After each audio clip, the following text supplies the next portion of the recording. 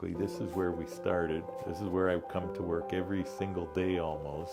We opened in 1978, and this was about 1980 or 81. In that time, I went from the little shop over on Macdonell Street to this building. Our workshop was in the building next door, and there was a big fire there. And then we were able to put our workshop upstairs, and then we just kept growing and growing. The pillars are always the same: customer service, respect for our communities, responsible to our environment, and finding the best quality jewelry, good value to our clients. We do play such a vital role in people's lives. We take it real serious. We're involved in their happiest moments. When that bride and groom get married, we want them to have the best jewelry they can. Remember the experience, remember the cup of coffee that we gave. This is as if people are coming to your house. You welcome them, you treat them well. When they leave, they go, "That was a nice visit. We can hardly wait to get together again."